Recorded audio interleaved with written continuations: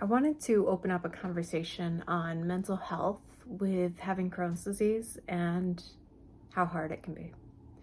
I've definitely struggled the past couple weeks, and I think I'm struggling.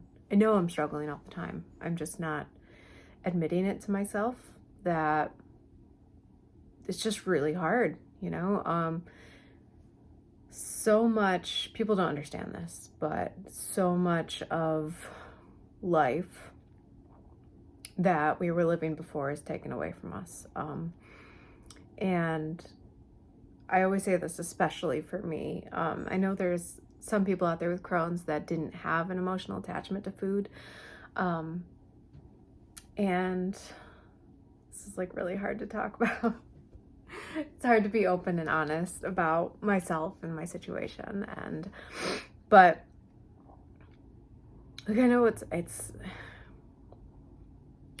food for me was everything. Food was what I used to feel better in times of feeling stressed, sad, angry, lonely, bored, depressed, everything, hating myself and my body. Food was what I went to make me feel better, even though it made me feel worse in the long run. Food was also a sense of control for me. Like, I used it to regain a sense of control in my life. When everything was out of my control, I could use food to either make myself feel better in the fact that I was controlling what I was eating healthier, trying to lose weight. It gave me something to focus on when I felt like I had nothing else to focus on. And, in many ways, I knew I needed a detachment from food. I knew that I needed to stop using it the way that I was, and I wasn't finding that on my own. And so getting Crohn's disease and being forced to let go of it is probably for the better. But it doesn't mean it's easy. It does not mean it's happening overnight. It's been 2 years now that I've had my diagnosis, 2.5 years of going through a real significant diagnosis process, and 4.5 years of on and off abdominal pain leading up to my diagnosis. I still haven't figured it all out. And that's the real honest truth, is I have not figured out a way to stick to the diet restrictions I need to.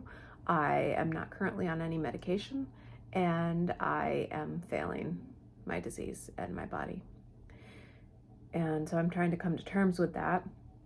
And I wanted to make a video about this and be open and honest because I know I'm not alone, even though it feels that way. It feels like there's nobody else that feels the same way I do, that they're frightened and afraid of medications, that they want to heal themselves with diet, but emotionally they're unable to because they're unable to say no to themselves and to food. I grew up with food. I think both of my parents used food as a way to say I love you. And so I learned that for myself.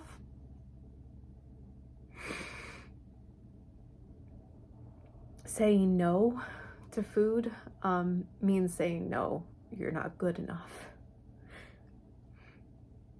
It's saying no, you don't deserve it because you've done something bad. And learning to work through that and find other ways to appreciate and love myself is hard, especially right now. I don't have many things going right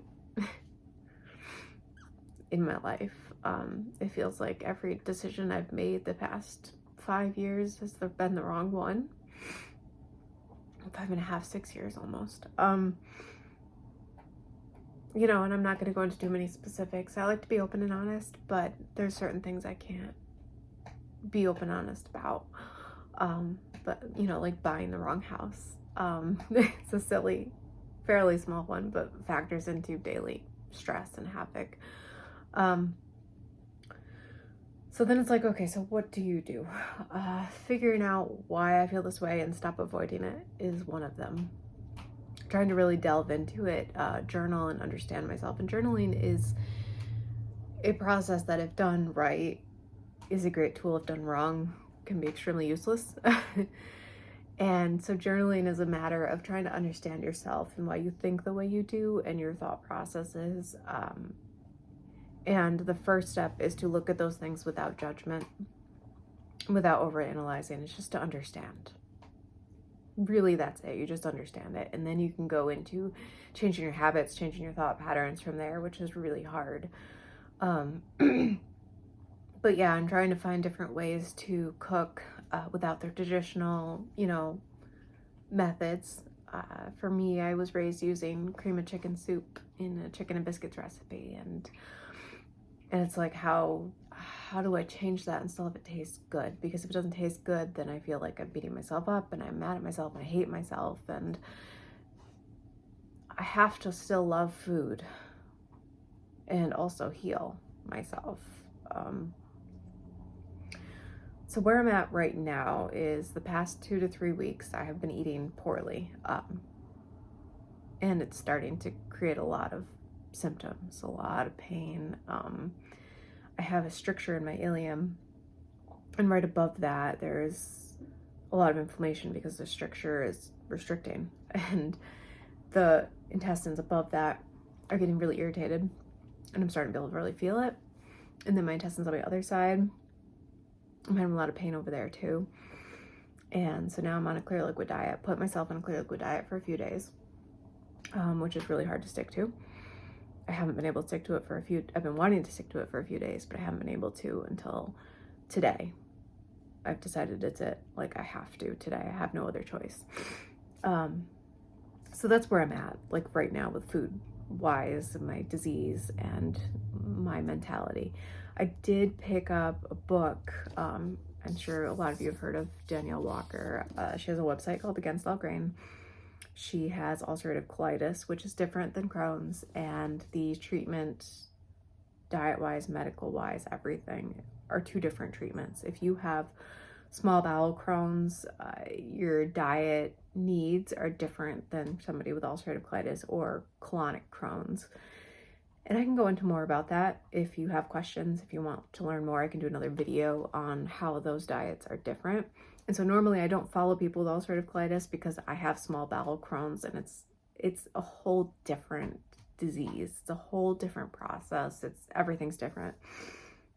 And so I've been on Danielle Walker's website because she has recipes for the specific carbohydrate diet. So when I was dabbling and looking into that, I found her recipes, and her recipes are very good.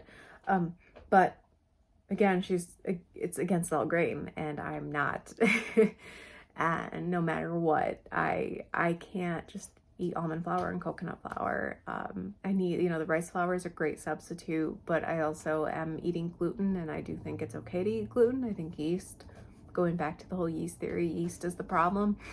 So anyway, so I've been on and off her website. Again, I haven't looked into her too much. I honestly didn't even know she had ulcerative colitis. Until I came across somebody on Instagram who talked about following her, and so I was like, okay, I'm gonna look into this a little bit further. And she wrote this book called Food Saved Me. And as I read the snippet of it, she has a very strong history of food with her family. And I've read pretty much 66 pages up to this point. And it's funny because a lot of her diagnosis path, she got diagnosed fairly quickly with her symptoms compared to other people. It only took a few months, whereas most of us, it takes years. And anyway, her trying to navigate changing her diet and healing herself with food, being able to read the in-depth raw story of somebody going through that is really helpful for somebody else going through that, which is why I created this YouTube channel. Is I want other people to be able to find YouTube videos, other people with Crohn's or ulcerative colitis, to find these YouTube videos and to feel like they're not alone, and to feel like somebody else is echoing their thoughts. We can reach out and connect. I would really, love to be able to do that. And again, I do have an Instagram page. Nicole Wake RD is my new handle. And you can always DM me over there. You can put comments below this video, whichever way, however you want to reach out. But I digress. I had trouble finding YouTube videos of other people with Crohn's and talking about what this journey is like. And so that loneliness, it's hard to fight. It's like they say there's like 1 million people, with Crohn's, and it feels like there's 5. And it's so hard to get across, how it feels to other people that don't have the disease, even the people living day to day next to you. It just feels like they're not getting it. They don't get the gravity of it. They don't understand what it's like to go through it. It feels very lonely, and I want to not feel alone anymore. So that's my mental health battles for now to date. Tips, I don't have many. Reach out, find help, ask for help. Journaling, meditating, yoga, all of those standard things, but they have to be routine and it has to be daily. But you have to ultimately get down to underlying root cause of why you feel the way you do, and don't run away from it. Accept it, learn to lean into it, and then make an action plan to feel different. Whatever that looks like, whatever that means for you that needs to change, but make an action plan for things to be different. So that's all I got. As I said, comment below anything you have, subscribe if you're new, go on this journey with me. I'd love to hear more about, what's going on with you too, rather than being a one-sided, I talk, you listen. I hope this helped anybody, even just one person, if it helped them. Also, I recommend picking up this book. Not subscribed. She doesn't know I exist. I did DM her on Instagram and got no response. She's just too big. But yeah, read that book. It's definitely helping me a little bit. It's good.